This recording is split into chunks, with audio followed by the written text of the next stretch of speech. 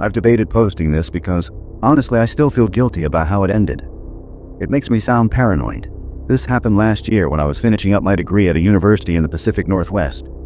Think constant gray skies and rain that never really stops. It sets the mood for the whole semester. I was scrambling for housing because my original lease fell through last minute. I found a room in an old refurbished Victorian house about 20 minutes from campus. It was dirt cheap. The owner, Arthur, was this retired academic type. Maybe early 60s, soft-spoken, wore cardigan sweaters. He lived on the ground floor and rented out the 2 upstairs bedrooms, but the other room was empty for the fall. He said he liked the energy of having students around since his kids had moved away. It seemed perfect. The house was beautiful, if a bit creaky. The only weird thing was how quiet Arthur was. He spent all his time in his study in the back of the house. He told me he was digitizing old audio archives for a local history museum. For the first month, it was fine. I was overloaded with coursework and an internship, so I was barely home. But around October, I started noticing things. Small things. I'd come home and the air would smell different in my room. Not bad, just occupied. Like the faint scent of stale coffee that hadn't been there when I left. Or I'd find my blinds adjusted slightly differently. I asked Arthur if he'd been in there to fix anything, and he gave me this confused look and said, "I respect your privacy, Sarah. I have no reason to go upstairs." I felt like a jerk for asking. The house had these old heating vents. Metal grates that connected the floors. Sound traveled weirdly through them. Sometimes, late at night, when I was studying, I could hear Arthur in his study below me. It sounded like he was talking to someone, but the other voice was always too muffled to make out. I assumed he was on the phone, or listening to his archives. Things got uncomfortable in November. I started dating a guy from my chem lab then. The first time I brought Ben over, Arthur was in the kitchen. He didn't say hello. He just stood by the sink, washing a mug, staring at Ben with this blank, glazed-over expression. It wasn't aggressive, just empty. Later that night, Ben and I were watching a movie in my room, laughing at something stupid, and I got a text from Arthur. "Please keep the volume down. The acoustics are very sensitive." We were barely whispering. Ben stopped coming over because he said the house gave him the creeps. He said he felt like he was being watched every time he walked up the driveway. I brushed it off as him being dramatic. I wish I hadn't. The breaking point was 2 weeks before finals. I came home early on a Tuesday because my afternoon lecture was canceled. My car was in the shop, so I'd taken the bus and walked, meaning Arthur didn't hear my car pull up. The house was dead silent. I walked in, took off my shoes, and headed for the stairs. That's when I heard it. Coming from the vent in the hallway, I heard my own voice. I froze. It was unmistakable. It was me, laughing. Then a pause. Then me saying, "No, stop. That's hilarious." My stomach dropped. I crept toward the back of the house, toward his study. The door was cracked open just an inch. I heard Arthur's voice. "I know, right? I told you." Then my voice again, clear as day. "I love it when you say that." I have never felt cold like that in my life. I pushed the door open. On his monitors were waveforms. Audio editing software. He wasn't just listening to archives. He had spliced together hours of recordings. Conversations I'd had on the phone with my mom, jokes I'd told Ben, mumbles I'd made to myself. He had cut them up, rearranged the words, and created entirely new conversations where I was talking to him. He was building a relationship with me that never existed. The floorboard creaked under my foot. Arthur spun around. He didn't look guilty. He didn't look scary. He just looked annoyed, like I had interrupted a private meeting. He pulled the headphones down around his neck. "You're home early," he said. His voice was so calm it made me nauseous. I didn't say a word.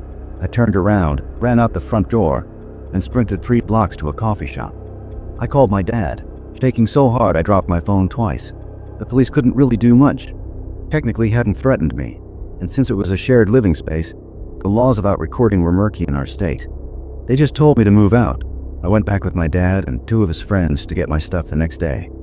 Arthur sat on his porch swing the whole time, just watching us, drinking tea. He didn't say a word. I moved into a jagged sublet for the rest of the year and changed my number. I thought it was over. But here's the thing, it's keeping me up at night. Last week, I got an email. It was sent to my university address, which is public directory info. The subject line was blank. The attachment was an audio file. I shouldn't have opened it, but I did. It was a recording of me sleeping. Just the sound of my breathing, the rustle of sheets, and the white noise of the fan I use. But the timestamp on the file wasn't from the old house. It was dated from 3 days ago. I live in a secure apartment complex now on the 2nd floor. I've checked the vents.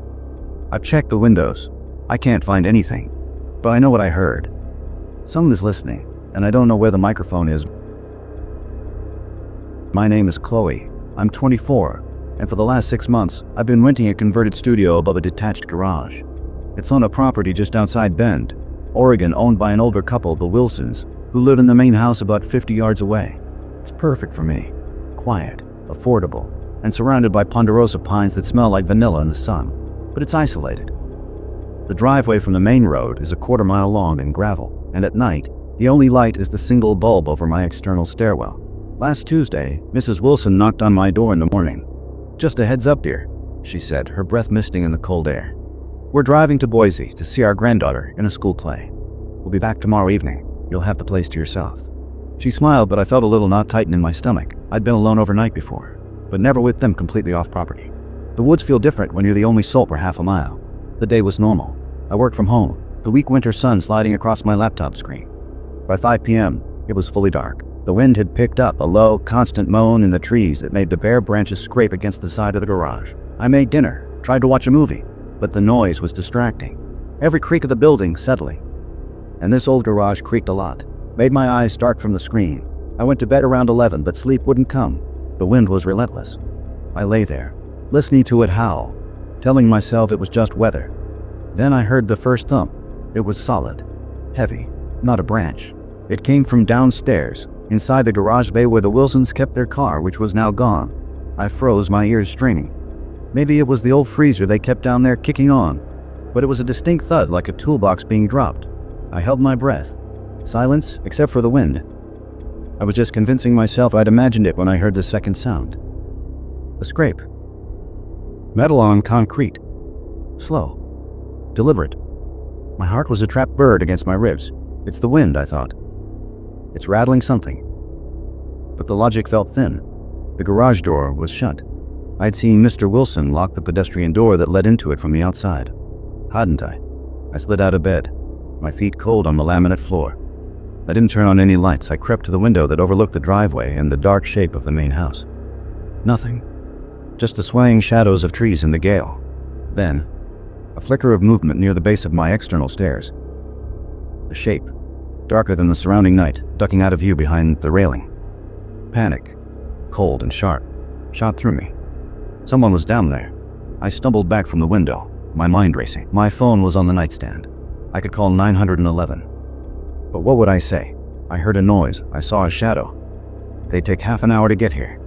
I felt a crushing sense of vulnerability. My studio door had a flimsy bolt lock. The stairs were the only way up or down. I decided on silence. I turned my phone's brightness all the way down and texted my friend, Sam. "Someone's outside my place. At the stairs. Scared." He replied instantly. "Call the cops. Now." "I'm calling them for you." A wave of relief washed over me, followed by fresh fear. If someone was out there, would the sound of me talking trigger them? Then came a new sound. From the base of the stairwell, right outside the door at the bottom. A soft, rhythmic click. It wasn't the wind. It was too regular. Click. Click. Click. Like someone testing the mechanism of the doorknob, or gently tapping a metal object against it. I backed into the farthest corner of my studio behind my bed, pulling the comforter off as if it were a shield. I heard Sam's text chime again, but didn't look. All my focus was on that sound. Click. Click. Scrape. Then it stopped. The wind roared, filling the sudden void of sound. I waited, muscles locked. 1 minute. 2. 5. The silence felt worse than the noise. Were they still down there? Were they coming up? I don't know how long I stayed there, shivering. Eventually, the distant wail of a siren cut through the wind. It grew louder, then lights, red and blue, pulsed through my windows, painting the walls in frantic streaks. I ran to the window and saw a county sheriff's SUV pulling up the driveway. The relief was so physical, I almost crumpled. I threw on a jacket, unbolted my door, and hurried down the cold, dark stairs. A deputy, a woman with a calm face, met me at the bottom with a flashlight. "You Chloe? We got a call about a prowler." I poured it all out. The thumps, the scrape, the shadow, the clicking. She listened, nodded, and with her partner, swept the property with high-powered beams. They checked the garage. The pedestrian door was unlocked, swinging slightly in the wind. The perimeter of the main house, the tree line. They found nothing. No footprints in the muddy ground near the stairs, just a mess of pine needles and blown leaves. Probably the wind, the deputy said, her tone kind but final. This old place makes a symphony of noises in a storm. That door downstairs doesn't latch well. The wind probably blew it open and it was banging. She shone her light at the base of the stairwell door. See? No scratches, no pry marks. You're safe. I wanted to believe her. I thanked them, apologized for the trouble. As their taillights disappeared down the driveway, the loneliness rushed back in, twice as heavy. I spent the rest of the night on Sam's couch in town. The next evening, the Wilsons returned. I told them what happened about the police. Mr. Wilson frowned. That side door, he grumbled. I meant to fix that latch before we left. Must have blown open. Sorry about that, Chloe. That should have been the end of it. A logical explanation. A story about being spooked alone in the woods. But this morning as I was dragging my recycling bin out, I saw it. Nestled in the gravel at the exact spot where I'd seen the shadow duck behind my stair railing. Not a pine cone or a stick. It was a cigarette butt. A specific, uncommon brand with a gold filter. I know that brand. My ex-boiler David smoked them. He hated that I moved out here. He'd always said the place was creepy. I hadn't seen or spoken to him in 4 months. I picked it up. It was dry, not soggy from the previous night's wind. It hadn't been there long. I stood there, the cold seeping through my shoes, staring at that tiny piece of filtered paper. The thumps could have been the door. The scraping could have been a branch. The shadow could have been my terrified mind. The clicking. I still don't have an answer for the clicking. The cigarette butt is real. It's sitting on my kitchen counter now. And I keep wondering, with a chill that has nothing to do with the Oregon winter, if the deputy was right about the source of the noise, but completely wrong about why it started in the first place. The worst part isn't the fear of a random intruder. It's the slow, dawning suspicion that it might not have been random at all. The locked doors in your life only work if the person outside doesn't already know where you keep the key. My name is Emily. This started about 3 months ago, not long after I broke up with my ex, David. I'm 23, and I had just moved into my first apartment completely on my own. After years of roommates and shared spaces, I wanted something quiet, something that was mine. The apartment was nothing special. A 1-bedroom in a mid-sized complex in Columbus, Ohio. 2nd floor, facing the back of the property. My window overlooked the parking lot and a thin line of trees beyond it. I work remotely, so I spend most of my time at home. That was actually the point. I wanted privacy. Control over my own space. For the first few weeks, everything felt normal. I didn't really talk to anyone. There was an older woman downstairs who always seemed to be checking her mail whenever I walked past, and a couple across the hall who argued late at night. That was it. I liked it that way. The first time I noticed him was about 3 weeks after I moved in. I was coming back from the gym around 8 p.m., tired and sweaty, heading up the stairs to my floor. The guy was coming down at the same time. Late 30s, maybe early 40s white. Average build. Gray hoodie. Nothing about him stood out. We did that awkward side-to-side thing and he squeezed past me without saying a word. I didn't think about it again. A few days later, I saw him near the dumpsters while I was grabbing something from my car. He was just standing there, not on his phone, not smoking. When I looked over, he turned and walked around the building. Again, weird, but not alarming. The third time was different. I was working at my desk in the afternoon on a call when I glanced out the window. There was a navy blue sedan parked in the lot that I didn't recognize. Someone was sitting in the driver's seat, looking up at the building. I couldn't tell if he was looking at my window specifically, but it felt like it. 10 minutes later, the car was gone. After that, I couldn't stop noticing him. He was around more than felt normal. Sometimes walking through the lot. Sometimes sitting in that same blue sedan. Once I saw him standing near the stairs, pretending to scroll on his phone. He never directly approached me. Never spoke. But always felt like he positioned himself where he could see my apartment. I kept telling myself I was being paranoid. People live here. People have routines. That's all this was. Until the night I saw him at Chipotle. I stop at the same Chipotle twice a week after the gym. It's about 15 minutes from my apartment, in a completely different part of town. Not on the way to anything. You go there on purpose. I was sitting alone, eating and scrolling when I looked up and felt my stomach drop. He was there. Same guy. Same gray hoodie. Sitting across the restaurant with a burrito bowl, I felt physically sick. He wasn't staring, exactly, but he kept glancing up. When I stood to leave, he started gathering his things too. I walked fast in my car, locked the doors, and just sat there shaking. I didn't see him come out, but I didn't wait around to find out. I took a weird route home, checking my mirrors the whole way. That night, I sat in the dark for an hour watching the parking lot. I didn't see him. The next morning, the blue sedan was back. Someone was sitting inside. That's when I called the police. I felt stupid explaining it. The officer was polite, but clearly unconcerned. He told me to document everything and call back if it escalated. By the time a patrol car arrived, the sedan was gone. Nothing came of it. Things were quiet for about a week. Then I found the note. It was slipped under my door overnight, handwritten. 4 words. You should really close your blinds at night. I moved out 2 weeks later. Paid the penalty. Didn't look back. I moved in with my parents thinking that was the end of it. A month later, driving home from a different gym near their house, I saw a navy blue sedan parked on a side street 2 blocks away. I knew it. Instantly. I haven't seen it since. But I know what I saw. And I really hope this story never needs an update.